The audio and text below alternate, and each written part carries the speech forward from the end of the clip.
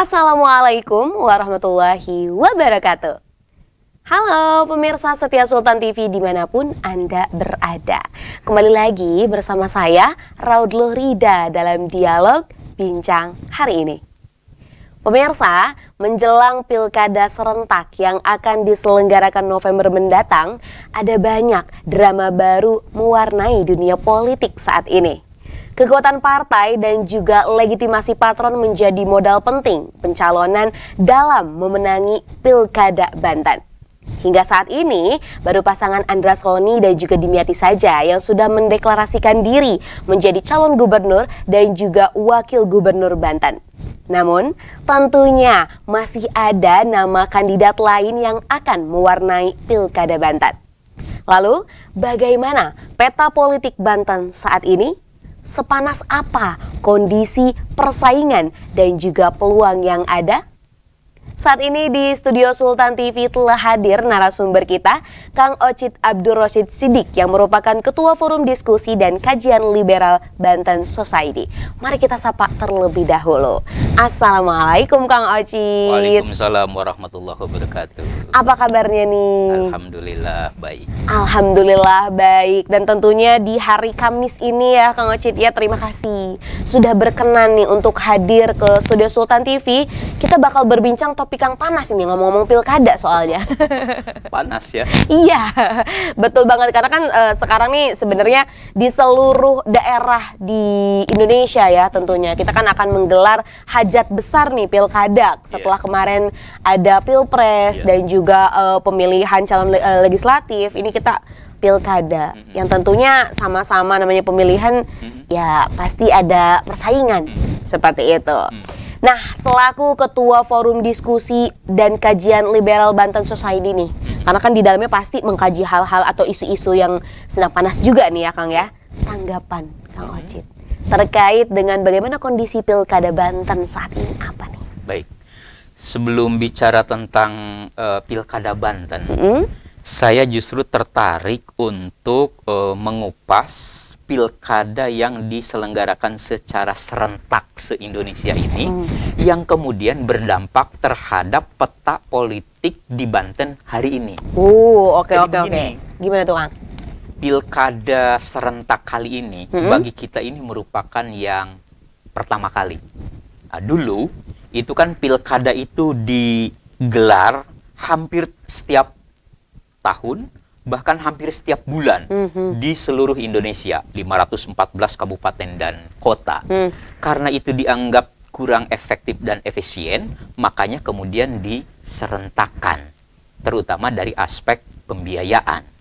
Nah, tapi ternyata hari ini niat baik untuk lebih efektif dan efisien itu ternyata ada hal yang di luar prediksi kita semua. Oke, apa tuh Kang? Kalau dulu pilkada baik memilih wali kota, bupati atau gubernur yang dilaksanakan oleh masing-masing itu menjadi urusan orang di daerah itu.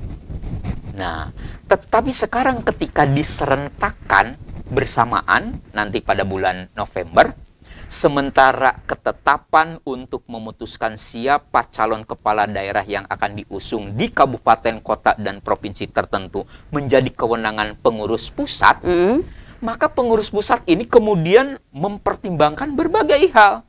Sehingga antara satu daerah dengan daerah lain itu kemudian saling berkaitan.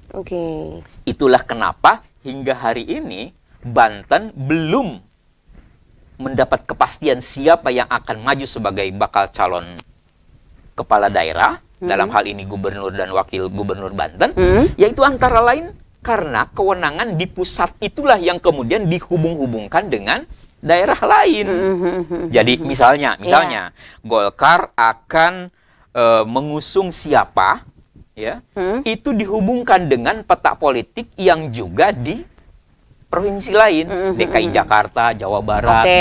Jadi itu nambah rumit juga ya? Itu yang kemudian luput dari prediksi para pengambil kebijakan saat itu ketika pilkada itu diserentakkan. Satu contoh misalnya Jawa Barat.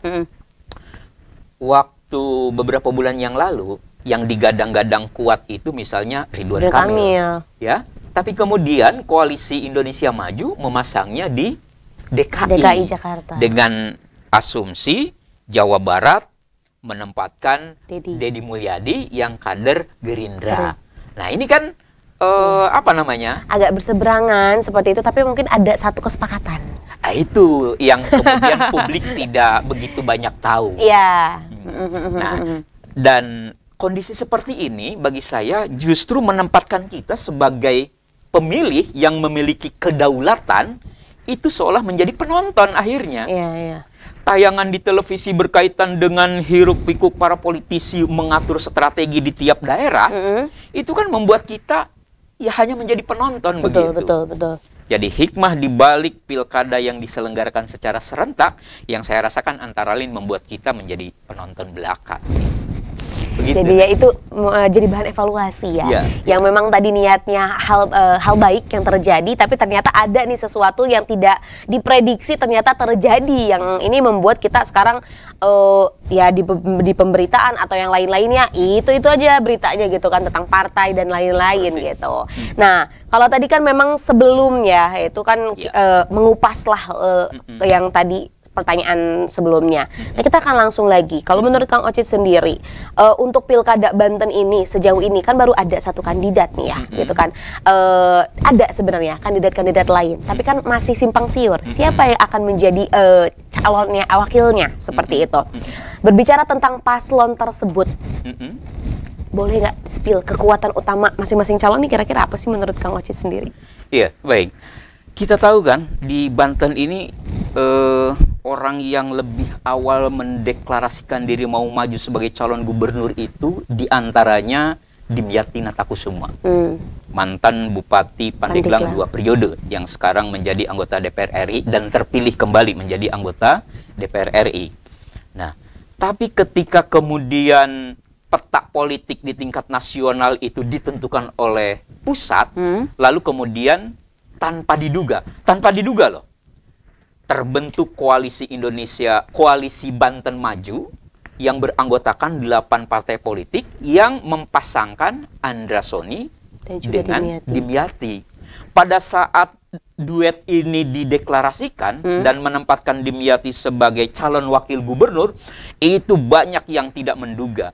Karena dia digadang-gadang untuk menjadi calon gubernur. Dan niat dia sendiri itu adalah maju sebagai calon gubernur.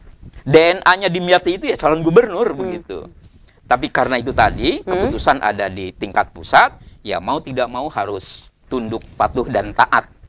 Lagi-lagi memang ini permainan partai dan dengan peta politiknya ya. Ya tentu saja begitu.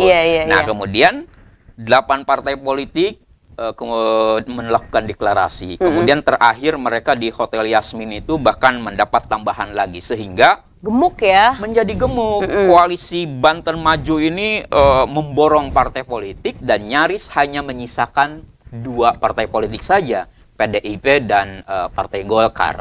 Nah, kita tahu sejak awal Airin itu bahkan sebelum pemilu, ya sudah banyak balihonya di mana-mana, Pak. Publik taunya dia bukan nyalon anggota DPR RI, ya, karena dia itu sudah belusukan untuk sosialisasi diri sebagai calon gubernur Banten. Adapun kemarin waktu pemilu maju sebagai calon anggota DPR RI, ya hitung-hitung tes case lah, dan ternyata terbukti dia itu banyak dipilih oleh masyarakat. Begitu. Nah, tapi hari ini kita melihat peta politik di Banten itu dengan duet Andra Soni dan Dimyati yang hampir didukung oleh mayoritas partai politik, hanya menyisakan 2 partai politik, PDI dan Partai Golkar. Nah, persoalannya sekarang itu belum pasti. Apalagi tiba-tiba kemudian ada peristiwa yang cukup mengagetkan ya. Yang dimaksud itu adalah Ketum Golkarnya mundurnya Ketua Umum Partai Golkar Airlangga. Ya, betul. Mundurnya dia, apakah ini berdampak terhadap keputusan-keputusan yang sudah bahkan yang belum lakukan oleh Airlangga. Nah, ini juga akan menjadi persoalan yang semakin menarik. Yang semakin menarik, dan kita akan ulik di segmen berikutnya sebenarnya.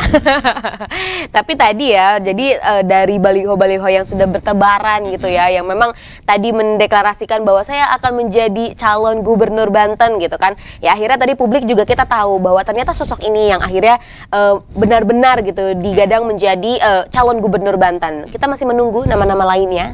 Karena sebenarnya Pak, selain Ibu Airin dan juga Andra Soni, Dimyati, ada banyak nama-nama lain gitu kan yang sudah mencanangkan juga, wah saya mau jadi gubernur Banten juga.